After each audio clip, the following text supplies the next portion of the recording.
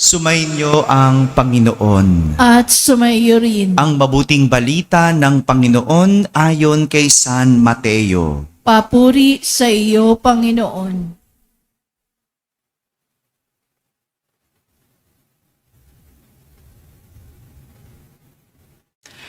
Noong panahong iyon, muling nagsalita sa mga punong saserdote at matatanda ng bayan si Jesus sa pamamagitan ng talinhaga. Sinabi niya, ang paghahari ng Diyos ay katulad nito. Naghandog ng isang piging ang isang hari sa kasal ng kanyang anak na lalaki. Sinugo niya ang kanyang mga alipin upang tawagin ang mga inanyayahan. Ngunit ayaw nilang dumalo. Muli siyang nagsugo ng iba pang mga alipin at kanyang pinagbilinan. Sabihin ninyo sa mga inanyayahan na naihanda ko na ang aking piging. Napatay na ang aking mga baka at mga pinatabang guya. At handa na ang lahat ng bagay. Hali kayo sa piging. Ngunit hindi ito pinansin ng mga inanyayahan. Humayo sila sa kani-kanilang lakad. Ang isa ay sa kanyang bukid at sa kanyang pangangalakal naman ang isa. Sinunggaban naman ng iba ang mga alipin, hinamak at pinatay. Galit na galit ang hari, pinaparoon niya ang kanyang mga kawal, ipinapuksa ang mga mamamatay taong iyon at ipinasunog ang kanilang lungsod. Sinabi niya sa kanyang mga alipin, nakahanda na ang piging, ngunit hindi karapat-dapat ang mga inanyayahan.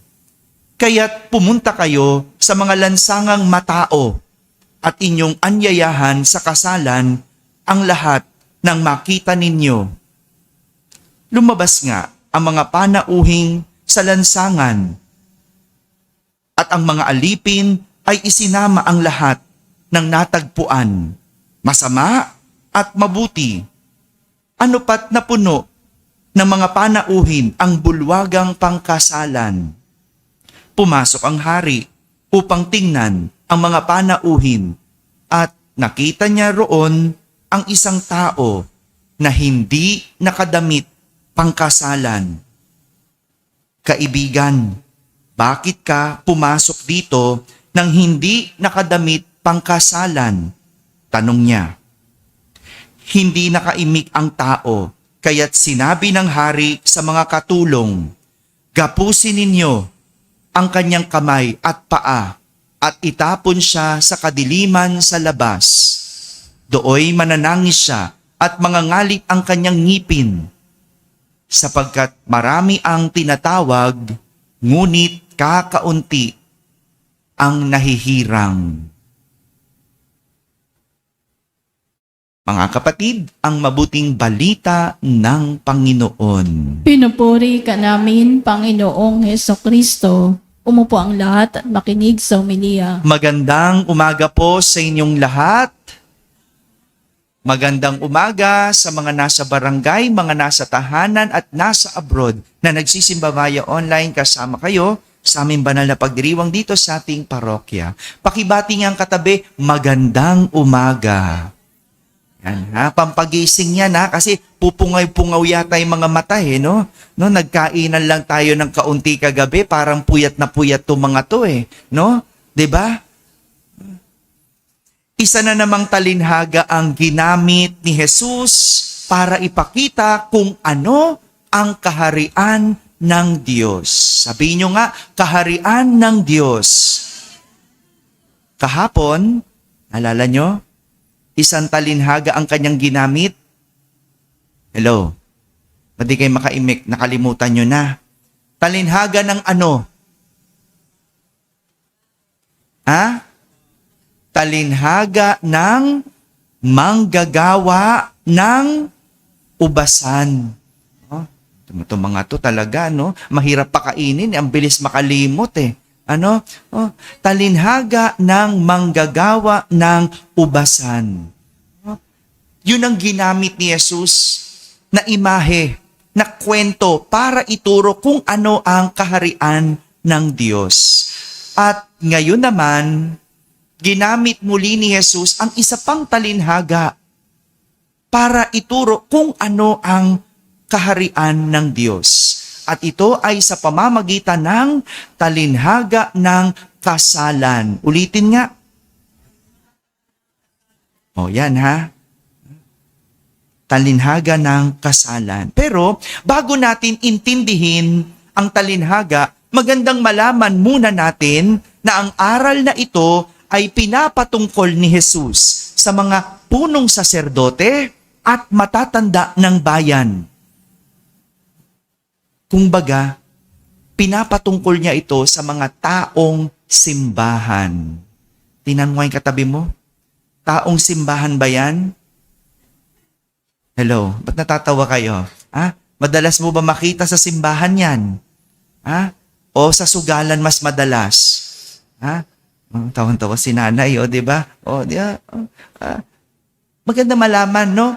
Ito'y pinapatungkol sa mga taong simbahan. Well, syempre, kung para sa taong simbahan, lalo din, syempre, para sa mga iba, sa lahat. Pero maganda na malaman ito'y una sa mga taong simbahan. Ang kasalan ay isang handaan. Tama? Hello? Tulog na kayo alam ko na pupungaw-pungaw talaga mga mata nyo Ang kasalan ay isang handaan, tama? May naghanda, tama? Sino? Ang ikinasal. May pinaghandaan, tama? Sino? Ang mga bisita, ang mga imbitado, at may handa, tama? Anong handa? May pagkain. May lugar. 'Di ba? Ano pang handa? Ano pang hinahanda kapag kasalan? May souvenir. May programa. Daming paek-ek ngayon sa kasal. 'Di ba? Gamit ang salitang handa sa Ingles, prepare. Sabihin nyo nga, prepare. Pati ba tunog sa inyo? Ulit, prepare. Ganito inilalarawan ang kaharian ng Diyos.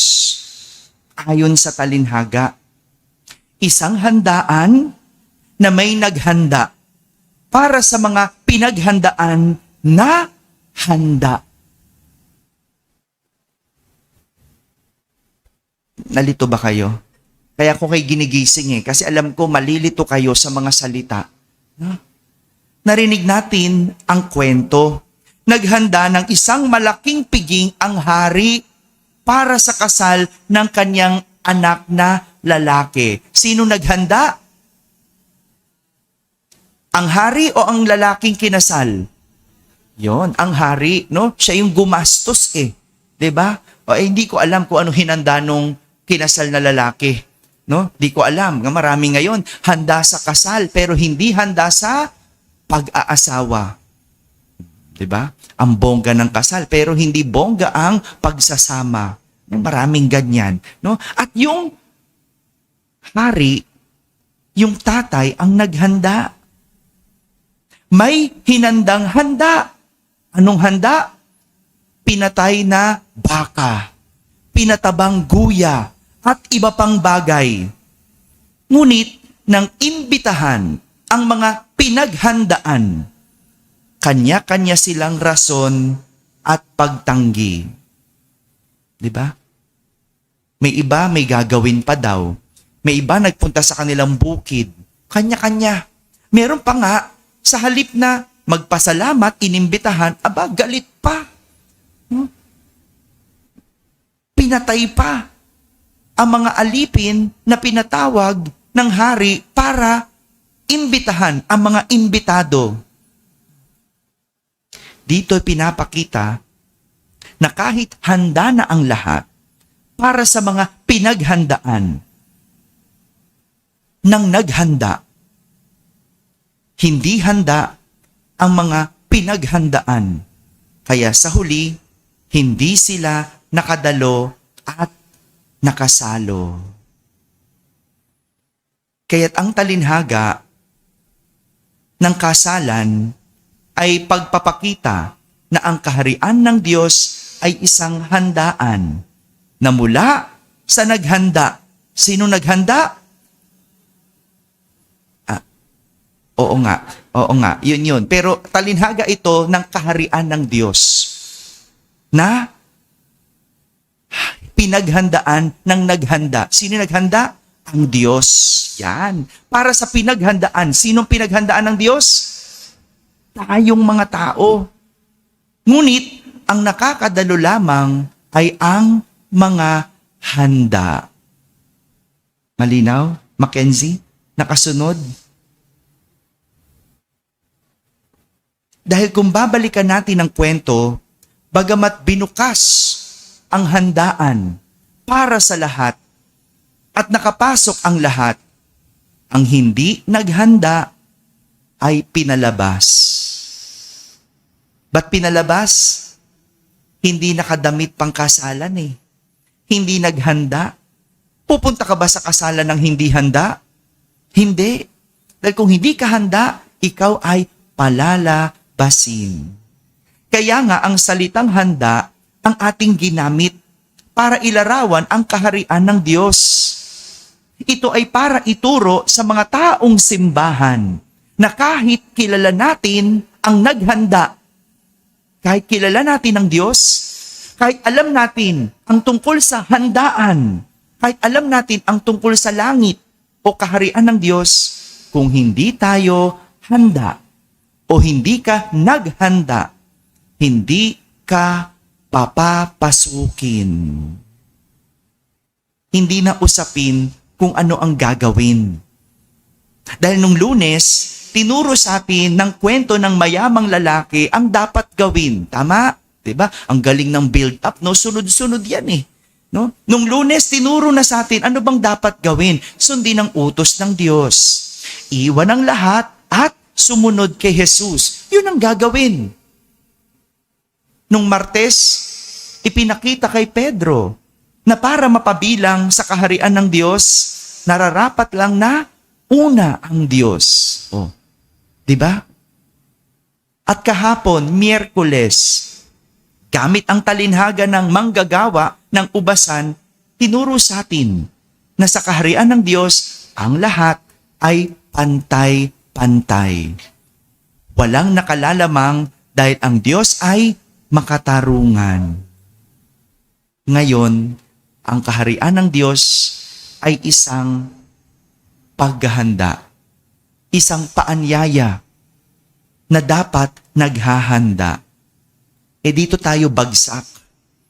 Pagdating sa usaping handa, dito tayo lagi kapos. Ayaw natin nag-iipon, kaya pagdating ng kagipitan, hirap. Iintayin pa nating maospital bago tayo mag-diet, bago natin ayusin ang ating kalusugan, 'di ba? O, tingnan mo. O, bubukingin ko na yung kapatid ko. Yan, no? Na ospital. Bakit? Ang laki-laki ng kapatid ko. Ha? O, yan, no? Nakikinig ang nanay ko, 'di ba? Ay, sabi ko nga sa loob-loob ko, ayan. O, ngayon magda-diet na daw siya. No? 2 days lang yan, maniwala ka, no? Narinig ko na yan, no? Ayan na naman si Father, no? Ay ganun eh. O, 'di ba? Sabi ko mag-walking ka, no? Bawasan ng pagkain, ang dami mong anak, no? Ganyan ako mangaral. O, nakikinig ang nanay ko, no? Na ospital. O, ngayon magda-diet na daw siya, natakot eh, no? Sabi ko sa loob-loob ko 2 days lang yan. No? Pabalik yan uli sa pagkain. Ganun, ayaw natin naghahanda eh. No? O, kailangan pa bang mabaha bago tayo lumikas? Ayaw natin yon. No? Alam nyo, akala ko, ako din, grabe na maghanda. Pero nitong aking nakalipas na pagbiyahe, no? May isang paghanda ang tumatak lalo sa akin. No? Pag ako po'y bumabiyahe, no? aalis ng bansa, no? Lagi akong handa, no? Handa ang gamit, no? Sa aking hand carry, naghahanda ako ng isang damit, isang pantalon, isang underwear, isang tuwalya, at may konting maliit na toiletries. Bakit? Kasi pag natapunan ka sa eroplano, hindi mo alam. 'Di ba? Kung wala kang damit, paano? 'Di ba? Kailangan nasa hand carry 'yon, no? Kahit isa lang, no? O kaya pag na-delay yung iyong bagahe, no? Hindi mo nakuha yung maleta mo, no? Meron kang damit na susuotin, no? Lagi ako ganoon. Tapos hand carry ko, meron akong gamot. No, syempre di mo alam kailan ka madadayariya, lalagnatin, sisipunin, no? Kailangan meron para hindi naman masira ang iyong pasyal at lakad, 'di ba? Oh, akala ko handa na ako. Alam nyo, may nangyari. No?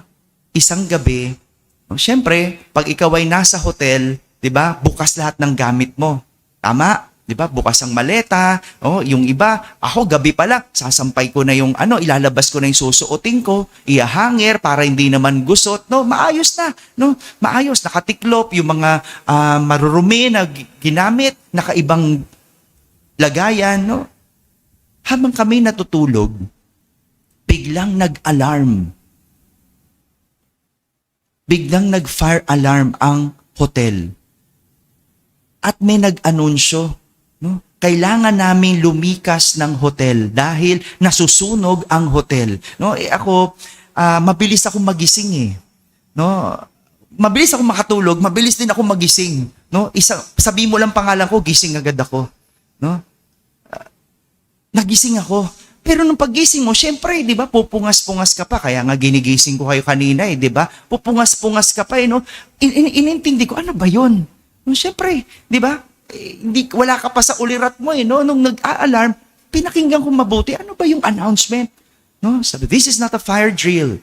Exit, go out of the hotel. No? Sabi, go out of the hotel? Bakit daw? No? So binuksan ko yung pinto. Yung mga tao malabas, no? Nataranta ako. No, syempre nakabukas yung maleta mo, no? Ginising ko yung mama ko. No? Sabi ko, kunin mo yung passport mo. Yun agad na isip ko, yung passport. No? Syempre nakapantulog ka. 'Di ba? Ang lamig-lamig sa labas, no? Winter kasi sa Australia ngayon no? So, bihis, no? Bihis, dampot lahat, no? Pero ganun pala 'yun, no? Ganun pala 'yung pag hindi ka handa. No? Talagang matataranta ka. Ganun pala 'yun, no? Yung kapag oras na, no? Talaga, no? Kaya mabuti na lang, no? Yung gamit medyo okay naman. Pero syempre, hindi pa rin ako handa, no? Kaya ngayon natuto ako na pagka nasa hotel, dapat pala bago matulog, no? I-empake ko na din yung isang maliit na maleta, no? Hindi mo alam no? Mapapraning ka talaga. Pero alam niyo ano nangyari? Meron lang palang nanigarilyo sa kwarto. At nag-fire alarm. Oh, labas kaming lahat. No, dumating, ang bilis din, 3 agad na bumbero. No, ang bilis, no? Pero ganun pala 'yon ang paghahanda. Kaya pala, no, yung mga araw-araw na ginagawa natin, ito'y paalala na isang paghahanda. Yung pagtulog mo sa gabi, paghahanda para sa kinabukasan. 'Di ba, Mika? Pag hindi ka tulog ng gabi, bukas, mahihimatay ka. No, kaya natutulog. No? Kasi paghahanda yun Yung kinain mo kagabi, paghahanda yan para bukas. Kung bakit ka lulugo-lugo, anong kinain mo? No? Mataas ang sugar. Kasi naparami ng kanin. No? Yung ginagawa mo, yung pagpasok mo sa trabaho araw-araw, paghahanda yan para sa iyong retirement. Hindi ka pumasok, hindi ka nagtrabaho. So, walang retirement. Yang pag-aaral, Mackenzie, yang pag-aaral, Marky, paghahanda yan para sa isang magandang kinabukasan. Kala natin ganun-ganun lang no? Pero ganun pala yun. At ang ating pagsisimba, ang ating pagpapakabait, ang iyong pagsorry, ang iyong pagbabago, ang iyong pagpapasalamat, lahat ng ito ay isang paghahanda. Paghahanda sa isang malaking handaan. Na ang naghanda, ang Diyos. Ang hindi naghanda, palalabasin. Mga kapatid, pinapakita na ang kaharian ng Diyos ay isang paanyaya mula sa naghanda ng isang handaan para papuntahin ang mga pinaghandaan na handa. Dahil ang hindi handa, hindi padadaluhin at hindi papapasukin. Amen? Amen.